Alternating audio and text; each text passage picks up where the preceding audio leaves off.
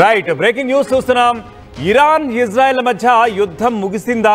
ఒకవేళ ముగిస్తే ఈ cease fire అయితే ఏదైతే కొనసాగుతుందో అది తాత్కాలికమేనా అంటే ప్రస్తుతానికైతే అవునని అక్కడ పరిస్థితులు చూస్తుంటే తెలుస్తోంది. ఎందుకంటే ప్రస్తుతం నేను చెప్పబోయే బ్రేకింగ్ న్యూస్ వింటే మీరు కూడా అదే ఫీల్ అవుతారు. అదేంటంటే మరోసారి అమెరికా ఇజ్రాయెల్కు ఇరాన్ స్ట్రాంగ్ వార్నింగ్ ఇచ్చింది. ఒక్క తప్పు చేసినా వదిలేది లేదంటూ ఇరాన్ చాలాగా స్ట్రాంగ్గా హెచ్చరికలు జారీ చేసిన నేపథ్యం ఉంది. మా చేతులు ఎప్పుడు కూడా ట్రిగ్గర్ మీదే ఉన్నాయి, ఎప్పుడెప్పుడు మీరు దొరుకుతారా అని చూస్తున్నాం అంటూ కూడా ఒక రకంగా ఇండైరెక్ట్గా కాదు డైరెక్ట్ వార్నింగ్ అనే అనుకోవాలి. ఈ డైరెక్ట్ వార్నింగ్ ఇచ్చినట్లుగా తెలుస్తుంది. ఐఆర్జీసీ కమాండర్ ఎవరైతే ఉన్నారో ఇరాన్కి అతను స్ట్రాంగ్ వార్నింగ్ పాస్ చేశాడో అది కూడా మీడియా ముఖంగా శత్రువులు మరోసారి గుర్తు పెట్టుకోవాలి, మా వార్నింగ్ ఏదైతే చేసామో ఎప్పుడు కూడా our hands are on our triggers అని చెప్పి చాలా స్ట్రాంగ్గా వార్నింగ్ ఇచ్చిన నేపథ్యం ఉంది. ఇరాన్ కమాండర్ మహమ్మద్ షక్బూర్ ఎవరైతే ఉన్నారో ఆయన తాజాగా ఈ వ్యాఖ్యలు చేశారు. ఇంత స్ట్రాంగ్ వ్యాఖ్యలు చేశారు. మా వైపు కన్నెత్తి చూసినా చాలు కోలుకోలేని దెబ్బ కొడతాం అని చెప్పి మహమ్మద్ ఫక్బూర్ చాలా ఘాటైన వ్యాఖ్యలు చేశారు.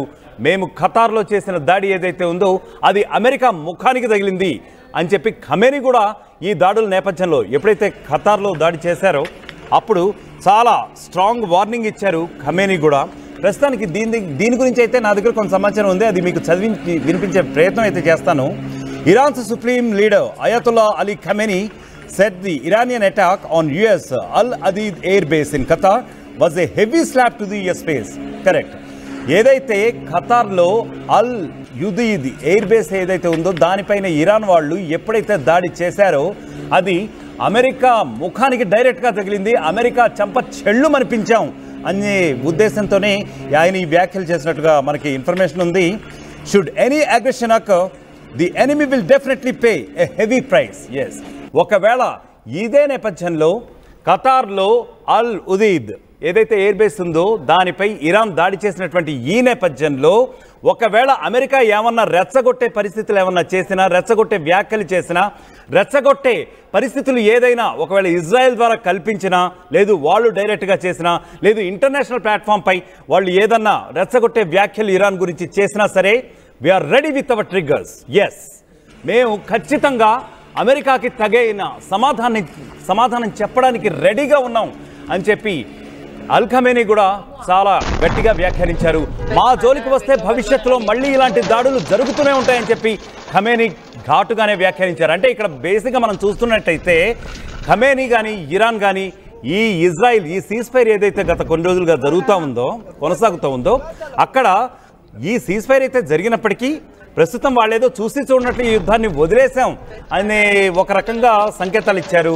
ప్రస్తుతానికి సీజ్ ఫైర్ కొనసాగిస్తున్నప్పటికీ ఒకవేళ ఇజ్రాయెల్ కానీ మళ్ళీ అమెరికా కానీ ఏమైనా ఓవర్ యాక్షన్ చేసినట్లయితే ఖచ్చితంగా బుద్ధి చెప్తాం, ఖచ్చితంగా సమాధానం చెప్తాం, ఖచ్చితంగా దాడి చేసి తీరుతాం.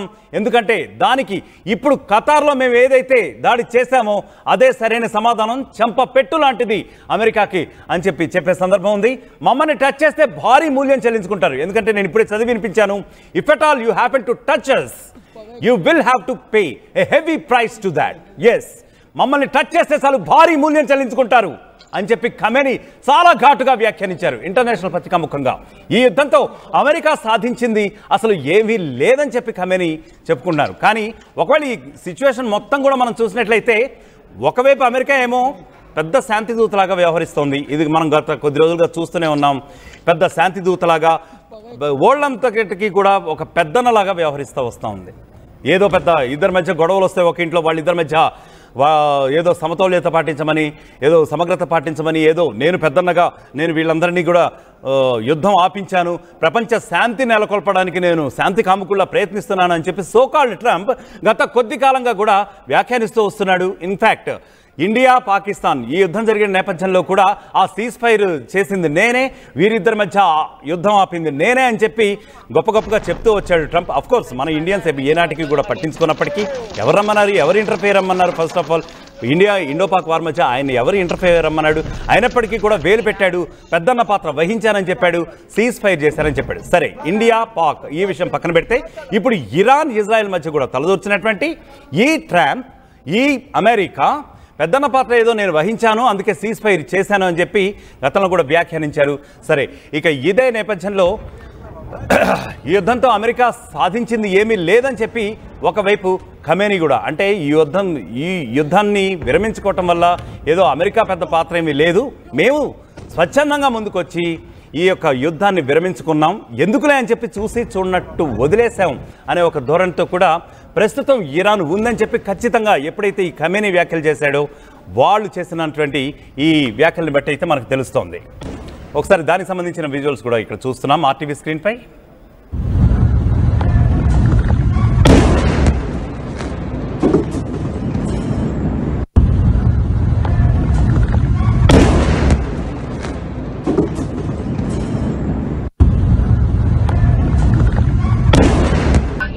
לא מועה.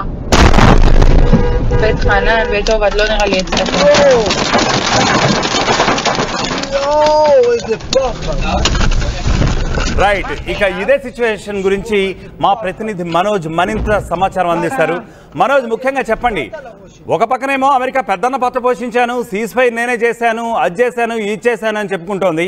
ఇంకో వైపు నుంచి ఏమో ఇరాన్ ఏమో చూసి చూడనట్లుగా మేము ఏదోలా ఇజ్రాయెల్ కదా అని వదిలేసామన్నట్లుగా వాళ్ళు అదే దూరంతో ఉన్నట్టుగా కనిపిస్తోంది. ఎందుకంటే ప్రస్తుతం తాజాగా వ్యాఖ్యలు ఏవైతే వచ్చాయో అల్ ఖమేనీ కానివ్వండి, తర్వాత ఇరాన్ సుప్రీం ఆర్మీ కమాండర్ ఆయన ఎవరైతే చేసిన వ్యాఖ్యలు ఉన్నాయో ఫకూర్, వీళ్ళందరూ చేసినటువంటి వ్యాఖ్యలు చూస్తున్నప్పుడు ఇరాన్ ఏదో తాత్కాలికంగానే యుద్ధ విరమణ చేశాం, ఒకవేళ అమెరికా కానీ ఇజ్రాయెల్ కానీ ఓవర్ యాక్షన్ చేసినట్లయితే definitely our finger is on our triggers, yes our finger is on our triggers అని చెప్పి చెప్తున్నటువంటి నేపథ్యం ఉంది. మరి దీన్ని ఎలా చూడాలంటారు మనోజ్? అసలు పరిస్థితులు ఉద్రిక్తతలో ఉన్నప్పటికీ అదుపులో ఉన్నాయా, లేదంటే అదుపులో ఉన్నప్పటికీ ఏ క్షణంలో అయినా ఉద్రిక్తత తలెత్తే అవకాశం ఉందా? How we need to look at the situation? యుద్ధం అయితే ముగిసింది, కానీ ఇంకా ఈ దేశాల మధ్య కోల్డ్ వార్ నడుస్తూనే ఉంది. చాలా క్లియర్గా కోల్డ్ వార్ తాలూకా కొన్ని ఉదాహరణలు ఏంటంటే, మొదట ఆ యుద్ధం ముగియక మునిపే 12వ రోజున ఏదైతే యుద్ధం జరుగుతూ ఉందో ఆ రోజున అమెరికా అధ్యక్షుడు డొనాల్డ్ ట్రంప్ ట్వీట్ చేశారు, సీజ్ ఫర్ అండర్స్టాండింగ్ కొనసాగుతుంది, ఇరు దేశాల మధ్య శాంతి తీసుకొచ్చే ప్రయత్నం నేను చేస్తున్నాను, కాల్పుల విరమణ జరుగుతుందని చెప్పి అటు ఇరాన్ అయినా లేకపోతే ఇజ్రాయెల్, ఎందుకంటే ఈ రెండు దేశాలు పోరాటంలో ఉన్నాయి, రెండు దేశాలు యుద్ధం చేసుకుంటున్నాయి కాబట్టి ఎవరో ఒకరు మాట్లాడాల్సింది. కానీ అమెరికా అధ్యక్షుడు ట్వీట్ చేశారు. ట్వీట్ చేసిన తర్వాత ఈ రెండు దేశాలు కూడా అంగీకరించినట్టుగానే ఉన్నాయి. ఆ అంగీకరించే రోజున కూడా ఇరాన్ సంబంధించినటువంటి ఫారెన్ మినిస్టర్ అగర్చి ఒక ట్వీట్ చేశారు. ఏమన్నారంటే ఆయన, అమెరికా వచ్చి మా దగ్గర మోకరిల్లిపోయింది, అమెరికా మమ్మల్ని వేడుకుంది, మాపై దాడి చేయొద్దని చెప్పింది కాబట్టి మేము ఒప్పుకున్నామంటున్నారు. ఎగ్జాక్ట్గా 10th డే రోజు యుద్ధం సమయంలో మొదట రాత్రి అమెరికా 3 న్యూక్లియర్ స్థావరాలపై ఇరాన్ పైన దాడి చేసింది. నతన్జా, ఇసాఫాన్ అండ్ ఫార్దో, ఈ 3 న్యూక్లియర్ సైట్స్ పైన ఎప్పుడైతే అమెరికా దాడి చేసిందో ఆ తర్వాత చాలా కోపంతో ఆగ్రహంతో ఇరాన్ రగిలిపోయింది. అందుకే ఖతర్లోని అల్ ఉదీద్ అనేటువంటి ఒక ఎయిర్ బేస్, అమెరికాకి ఖతర్లో కూడా ఎయిర్ బేస్ ఉంది, అటు సిరియాలో కూడా ఎయిర్ బేస్ ఉంది. సిరియా డమస్కస్ లో ఉన్నటువంటి ఎయిర్ బేస్ ని కుప్పకూల్చినట్టుగా వార్తలు వచ్చాయి, కానీ దాన్ని అమెరికా ధృవీకరించలేదు. ఇరాన్ మాత్రం చాలా కరెక్ట్, ఎస్ మేము సిరియాలో ఉన్నటువంటి అమెరికా ఎయిర్ బేస్ ని కుప్పకూల్చాం, దీంతో పాటుగా మేము ఖతర్ ఉన్నటువంటి అలుదీద్ ఎయిర్ బేస్ ని కూడా కుప్పకూల్చాం, అక్కడ కూడా అమెరికా లాస్ అయింది. సో అక్కడ సుమారుగా 18 ఎయిర్ బేసెస్ ఉన్నాయి ఈ మిడిల్ ఈస్టర్న్ కంట్రీస్ లో అమెరికాకు సంబంధించినవి. వాటన్నిటిపైన ఎక్కువ పెట్టాం, మేము కనుక తలుచుకుంటే ఈ 18 మొత్తాన్ని కూడా కుప్పకూలుస్తామని చెప్పి చాలా క్లియర్ గా ఇరాన్ హెచ్చరించింది. అయితే ఆ తర్వాత ఒక 2 రోజుల పాటుగా యుద్ధం జరిగింది. ఇరాన్ పైన ఇజ్రాయెల్ దాడి చేయడం, ఇజ్రాయెల్ పైన ఇరాన్ దాడి చేయడం, చాలా కీలకమైన నగరాలు టార్గెట్ గా ఇరు దేశాలు కూడా టార్గెట్ చేసుకున్నాయి, పెద్ద ఎత్తున కుప్పకూల్చే ప్రయత్నం చేశాయి. ఏకంగా రష్యా అధ్యక్షుడు పుతిన్ దగ్గరికి కూడా ఒక లేఖతో అలీ ఖమేనీ తమ ఫారెన్ మినిస్టర్ ద్వారా లేఖలో పంపించారు. ఏం చేస్తే బాగుంటుంది, ఎలా చేస్తే బాగుంటుంది, డైరెక్ట్ గా మీరు కూడా యుద్ధంలోకి వస్తారంటూ కూడా ఆ లేఖలో పొందుపరిచినట్టుగా తెలుస్తోంది. ఇంకా అఫీషియల్ గా ఉన్న నోట్ ఆ లేఖలో ఏముందనేది బయటకు రాలేదు, కానీ సుప్రీం లీడర్ అలీ ఖమేనీ ఇచ్చిన లేఖని అగర్చి, అక్కడ ఇరాన్ ఫారెన్ మినిస్టర్ అగర్చి రష్యా అధ్యక్షుడికి అందించారు. సో రష్యా మొదటి నుంచి చెప్తోంది ఇరాన్ వైపుగా మేము ఉన్నామని చెప్పి. సో ఇప్పుడు తాజాగా నేను ఎందుకు ఇవన్నీ చెప్తున్నానంటే, కోల్డ్ వార్ ఇంకా జరుగుతుంది అనడానికి ఇవన్నీ నిదర్శనాలుగా చూడాలి. ఎందుకంటే మా దగ్గర శక్తి ఉంది, మేమంతా సిద్ధంగా ఉన్నాం, మేము పేల్చేసాం. ఆ తర్వాత ఖమేనీ కూడా ఒక ట్వీట్ చేశారు, congratulations for the Iran victory అంటున్నారు ఆయన. ఇరాన్ గెలిచింది అని చెప్తున్నారు ఆయన. ఇరాన్ గెలిచింది, ఇరాన్ విజయం సాధించింది. సో ఇరాన్ ప్రజలందరూ కూడా సంబరాలు కూడా జరుపుకుంటున్నారు, వీధుల్లోకి ఎక్కి వారంతా అట్టహాసంగా సంబరాలు జరుపుకుంటున్నారు, డీజే మోతలు, పటాసులు మొత్తం కూడా ఒక సంబరాలు అంబరాన్ని అంటాయి. కానీ ఖమేనీ ఇంకా బయటకు ఎందుకంటే ఇరాన్ సంబరాలు కూడా చేసుకునే నేపథ్యం ఉంది, ఎందుకంటే వాళ్ళు ఏదో విజయం సాధించేసాము ఇజ్రాయెల్ పైన అని చెప్పి. Yes, please continue. రైట్, ఎగ్జాక్ట్గా ఇరాన్ సంబరాలు జరుపుకుంది, ఖమేనీ బయటకు రాకపోవడంతో ఆందోళన వ్యక్తం చేసింది, ఇవన్నీ జరుగుతున్నాయి. సో ఇప్పుడు అమెరికా పైన మరొకసారి అక్కడి IRGC కమాండర్ ఏం చెప్తున్నారంటే, మహమూద్ పక్పూర్ ఆయన ఏమంటున్నారంటే, ట్రిగర్స్ ఆల్రెడీ మాకు ట్రిగర్ పైన వేలు సిద్ధంగా ఉన్నాయి, మేము నొక్కడమే ఆలస్యం మళ్ళీ అమెరికా కుప్పకూలిపోతుంది అని డైరెక్ట్గా అమెరికాపై దాడి చేయకపోవచ్చు. నిజంగా దాడి చేసే ఆలోచన ఉంటే ఈ యుద్ధంలోనే ఏదో ఒక రకంగా తాడోపేడో తేల్చుకునేవారు. అమెరికానే మాపై యుద్ధం జరిపి అమెరికా 3 న్యూక్లియర్ సైకిల్ పేల్చినా కూడా ఇరాన్ ఇంకా మౌనంగా ఉండిపోయి మళ్ళీ కేవలం వ్యాఖ్యలే ఎందుకు చేస్తుందని అంటే, డైరెక్ట్గా అమెరికాని కొట్టాలన్న ఆలోచనలో ఇరాన్ లేదు. కేవలం తమ దగ్గర ఉన్నటువంటి 1-2 ఎయిర్ బేసెస్ని కుప్పకూల్చగలిగింది, అమెరికాకు ఒక నష్టాన్ని వాటిల్లా చేసింది. కానీ డైరెక్ట్గా అమెరికాకు వెళ్ళిపోయి దాడి చేసేంతలా ఇరాన్ దగ్గర అయితే లేదు మాత్రం చాలా స్పష్టం. సో దానికి తోడు 21 దేశాలు సపోర్ట్ ఇచ్చాయని చెప్పాయి, కానీ ఏ ఒక్కటి కూడా బహిరంగ యుద్ధంలోకి రాలేదు, ఒక హౌతీలు తప్ప. రష్యా, చైనా కూడా సపోర్ట్ ఇస్తామని చెప్పాయి, కానీ వాళ్ళు కూడా డైరెక్ట్గా యుద్ధంలోకి రాలేకపోయారు. అమెరికా అధ్యక్షుడు ఎప్పుడైతే డొనాల్డ్ ట్రంప్ దాడులు చేశాడో, ప్రతీకారంతో రగిలిపోతున్న ఇరాన్ అటు ఇజ్రాయెల్ పైన ఇంకా దాడిని పెంచింది. ఒకే రోజున 1000కి పైగా డ్రోన్స్ ని ప్రయోగించి Tel Aviv, Beersheba, Holon, Ramat Gan, Haifa region మొత్తాన్ని కూడా ఇజ్రాయెల్లో కుప్పకూల్చే ప్రయత్నం ఇరాన్ చేసింది. సో ప్రస్తుతానికి ఇరాన్ మళ్ళీ ఏం చెప్తోందంటే, మేము ఓడిపోలేదు, ఇక్కడ మేము చాలా క్లియర్ గా గెలిచాం. బికాస్ మీరు దాడి చేసిన 3 న్యూక్లియర్ సైట్లు, మీ లక్ష్యాలు ఏంటి? న్యూక్లియర్ వెపన్ తయారు చేయకూడదని. సో న్యూక్లియర్ వెపన్ తయారు చేయకూడదని లక్ష్యం కొద్దీ మీరు ఆ 3 న్యూక్లియర్ సైట్ పైన దాడి చేశారు. కానీ అక్కడ న్యూక్లియర్ సైట్లో మేము అప్పుడే ముందస్తుగా గమనించి నెల రోజుల ముందే అది మొత్తం ఖాళీ చేయించాం. 400 కేజీల యురేనియం సిద్ధంగా ఉంది, మేము ఆ యురేనియంతో మరొక 10 అణుబాంబులు తయారు చేస్తామని 2 రోజుల క్రితమే ప్రకటించింది రష్యా. సో అంతటి సామర్థ్యం ఉంది. మీరు ఫార్దో పైన దాడి చేశారు, బట్ మాకు ఎటువంటి రేడియేషన్ లీక్ అవ్వడం లేదు, అక్కడ ఎట్టి పరిస్థితుల్లో కూడా న్యూక్లియర్ స్థావరాలు లేవు అని చాలా క్లియర్ గా ట్వీట్ చేసింది ఇరాన్ మిలిటరీ. సో దాంతో పాటుగా నతాన్జలో కూడా ఇదే ఉంది, ఇసఫహాన్లో కూడా ఇదే ఉంది.